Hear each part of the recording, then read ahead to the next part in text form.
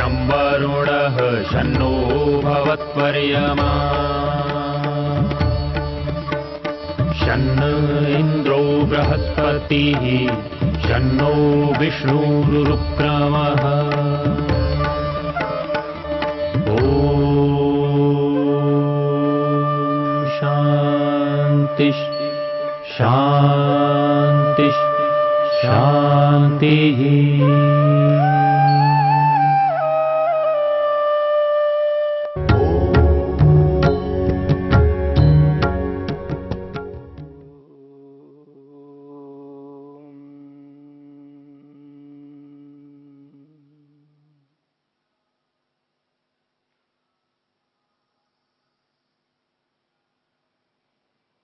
संप्रज्ञात समाधि को लेकर के हम विचार कर रहे हैं।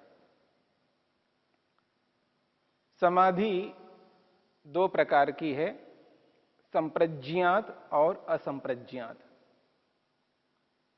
संप्रज्ञात समाधि के 4 भेद आपके सामने प्रस्तुत किया गया था, वितर्क, विचार, आनंद और अस्मिता। इन 4 भेदों वाली जो समाधि है, इस समाधि को संप्रज्ञात समाधि कहते हैं। और जो समाधि लग रही है वो विवेक वैराग्य के कारण से लग रही है। तो ये जो संप्रज्ञात समाधि है, ये संप्रज्ञात समाधि अपर वैराग्य के कारण से लगती है। संप्रज्ञात समाधि का कारण अपर वैराग्य है और असंप्रज्ञात समाधि का कारण पर वैराग्य है। तो ये जो संप्रज्ञात समाधि है, इस समाधि के जो 4 भेद आपके सामने प्रस्तुत हुए हैं, उनमें से पहला जो भेद है वो वितर्क नामक समाधि, जिसमें 5 स्थूल भूतों का साक्षात्कार होता है, पृथ्वी, जल, अग्नि, वायु और आकाश। और समाधि में किस प्रकार इनका प्रत्यक्ष होता है, उसकी जो प्रक्रिया है, विधि है, वो आपके सामने आ चुकी है। अब जो समाधि है, दूसरी समाधि, दूसरा भेद संप्रज्ञात समाधि का, वो है विचार, विचार नामक समाधि। संप्रज्ञात समाधि का दूसरा भेद विचार है। विचार नामक समाधि में जिन पदार्थों का साक्षात्कार होता है, वो पदार्थ हैं स्थूल भूतों के कारण। 5 स्थूल भूतों के जो कारण हैं, उन कारणों का साक्षात्कार विचार नामक समाधि में होता है। इसलिए महर्षि वेदव्यास ने स्पष्ट किया है, सूक्ष्मो विचारः।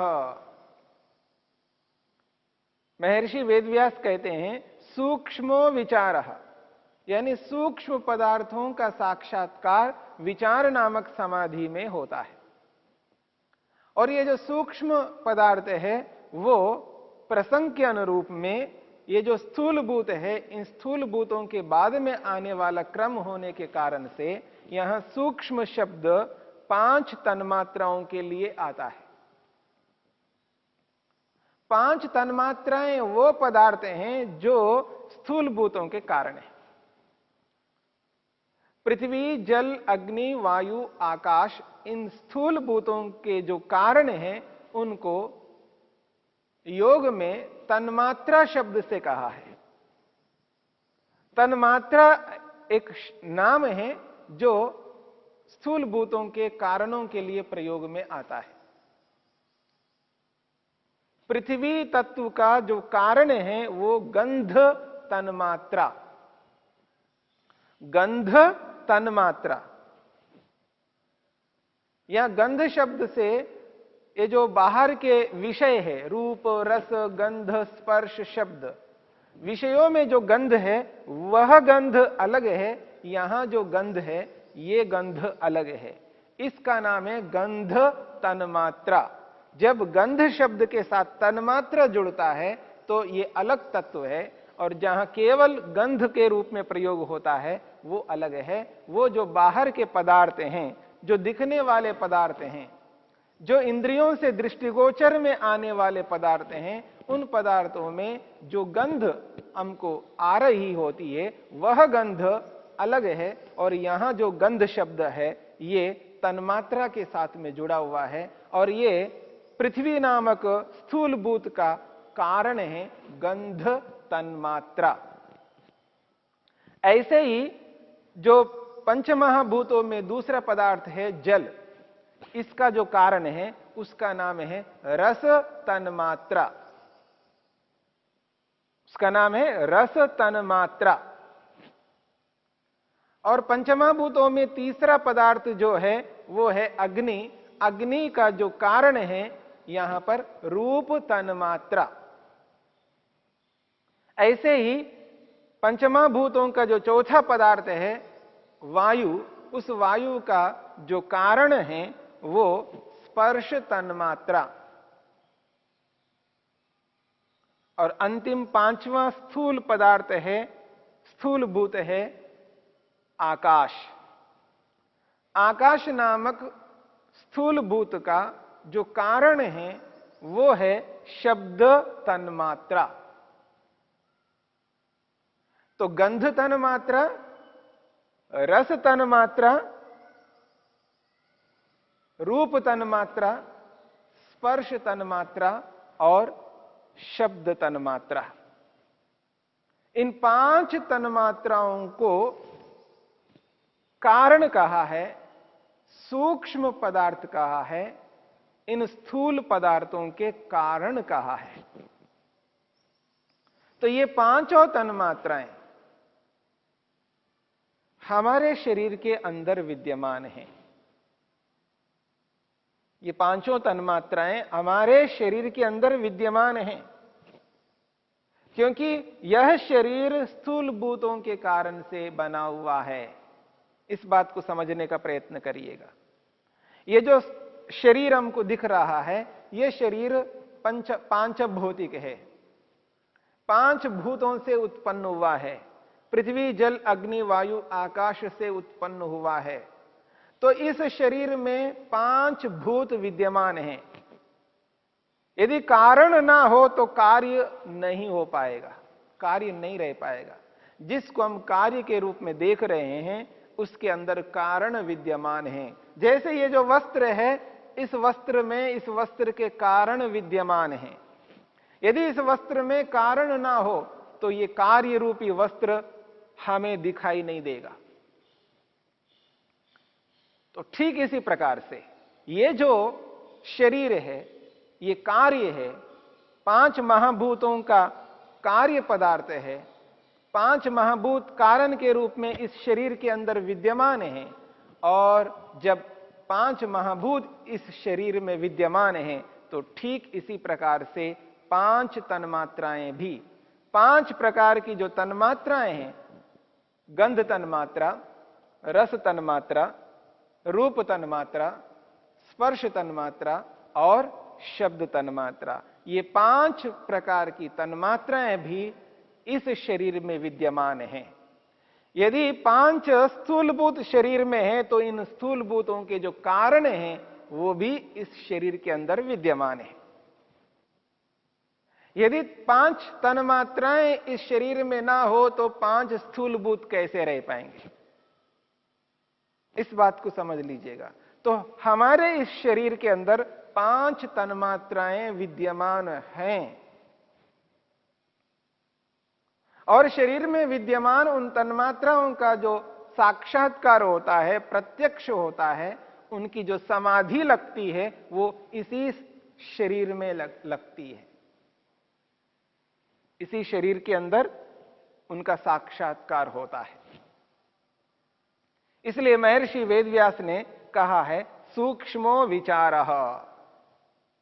संप्रज्ञा समाधि का दूसरा जो भेद है वो विचार नामक समाधि है।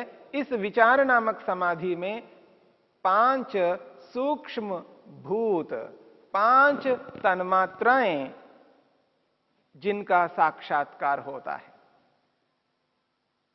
और इनका जो साक्षात्कार की प्रक्रिया है, समाधि की जो प्रक्रिया है वही प्रक्रिया है जो स्थूल भूतों की प्रक्रिया में हुई।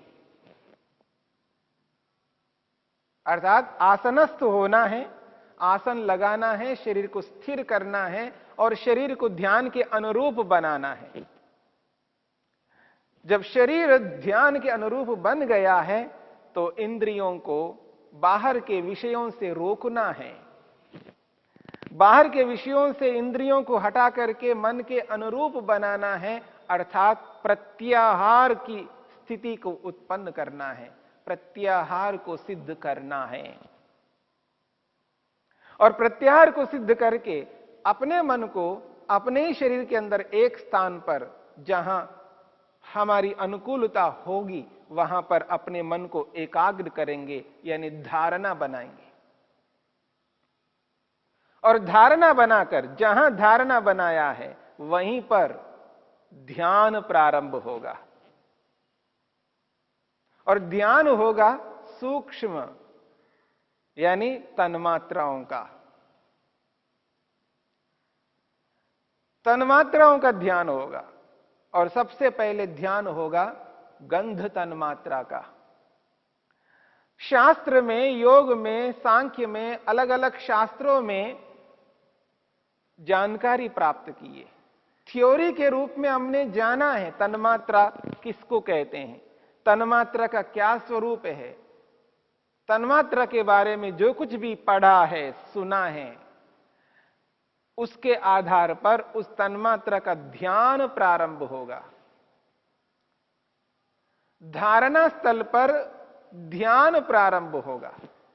गंध तन्मात्रा को विषय बना करके उसी का ध्यान किया जाएगा, उसके स्वरूप को सामने लाया जाएगा, उसके स्वरूप को बार बार विचार किया जाएगा। तत्र प्रत्ययेकतानता ध्यानम। तो उस तन्मात्रा जो कि गंध तन्मात्रा है उसका एक तानता के रूप में निरंतर उसका ध्यान किया जाएगा।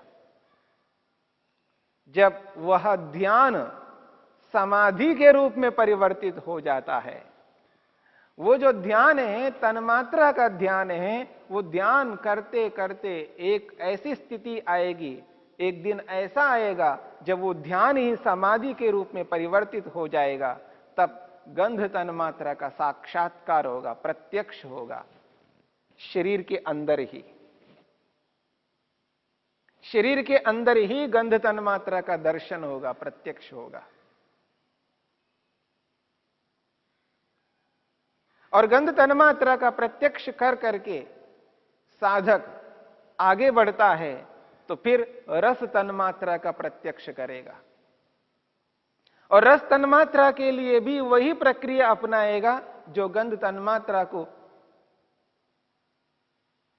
अपनाने के लिए, गंध तन्मात्रा का साक्षात्कार करने के लिए किया है। गंध तन्मात्रा की समाधि जिस प्रक्रिया से उसने की है उसी प्रक्रिया से रस तन्मात्रा की समाधि लगाएगा और रस तन्मात्रा का दर्शन करेगा, प्रत्यक्ष करेगा। और जब रस तन्मात्रा का प्रत्यक्ष कर करके आगे बढ़ता है तो रूप तन्मात्रा का प्रत्यक्ष करेगा उसी प्रक्रिया के माध्यम से। आसन, प्रत्याहार, धारणा, ध्यान और समाधि। जब रस तन्मात्रा का प्रत्यक्ष कर लेता है और उसको बार बार प्रत्यक्ष करके उसको व्यवस्थित कर लेता है, अब और आगे बढ़ता है तो स्पर्श तन्मात्रा का प्रत्यक्ष करेगा। और उसी प्रकार प्रत्यक्ष करेगा जिस प्रकार उन तीनों का प्रत्यक्ष किया है। तो स्पर्श तन्मात्रा का प्रत्यक्ष कर करके और आगे बढ़ता है तो अंतिम जो स्थूल भूत का कारण शब्द तन्मात्रा है, उस शब्द तन्मात्रा का भी प्रत्यक्ष कर लेता है, उसकी भी समाधि लगा लेता है। इस प्रकार से 5 स्थूल भूतों के 5 कारणों का बारी बारी से दर्शन कर लेता है, प्रत्यक्ष कर लेता है। तो ये जो प्रत्यक्ष है, ये जो दर्शन है, इसको समाधि के रूप में, संप्रज्ञा समाधि के रूप में कहा जा रहा है। एक वैज्ञानिक है, एक साइंटिस्ट है जो बाहर के पदार्थों के कारणों को खोजता हुआ उनका दर्शन करता है, प्रत्यक्ष करता है। वो बाहर से करता है, यंत्रों के माध्यम से करता है। बाहर स्थित पदार्थों का दर्शन बाहर के यंत्रों के माध्यम से वो दर्शन करता है, प्रत्यक्ष करता है। परंतु यहां पर योगाभ्यासी बाहर के पदार्थों के सहारा लिए बिना अंदर ही अंदर मन के माध्यम से, मन रूपी यंत्र के माध्यम से अपने ही शरीर के अंदर विद्यमान उन तत्वों का दर्शन करता है, प्रत्यक्ष करता है। ये जो स्थिति है, ये बहुत अंतर है।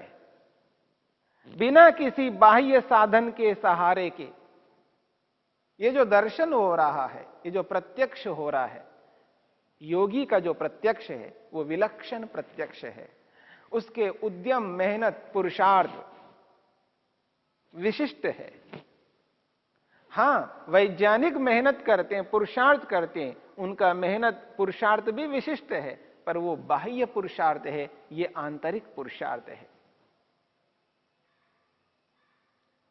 वो बाहर से संयम करके, बाहर से उद्यम, मेहनत, पुरुषार्थ करके उस मुकाम तक पहुंच जाते हैं, उस लक्ष्य तक पहुंच जाते हैं। और योगी, योग साधक उसी प्रकार से, उससे भी अधिक मेहनत, पुरुषार्थ अपने आप को काबू में रखता हुआ उस लक्ष्य तक, उस उद्देश्य तक पहुंच जाते हैं जिस उद्देश्य तक वो पहुंचना चाहते हैं। तो ये सूक्ष्मो विचारः, ये सूक्ष्म स्थूलभूतों का जो कारण तन्मात्राएं हैं, इन तन्मात्राओं का साक्षात्कार इस दूसरे भेद में, विचार नामक भेद में, जिनका दर्शन साक्षात्कार हो रहा है।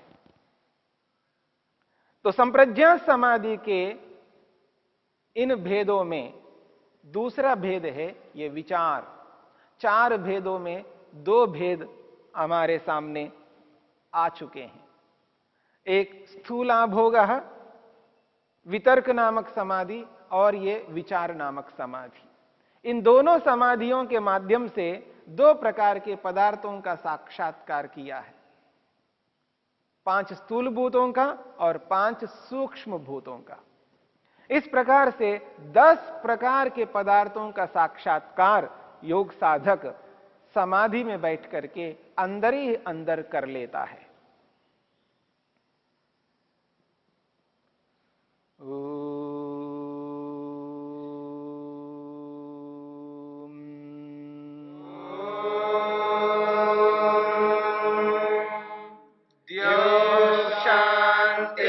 शांतिरंतरिक्षं शांतिर्पृथिवी शांतिरापः शांतिरोषधयः शांतिः वनस्पतयः शांतिर्विश्वे देवा शांतिर्ब्रह्म शांति सर्वं शांति शांतिरेव शांति क्षमा शांतिरेधि। ओम शांति शांति शांति।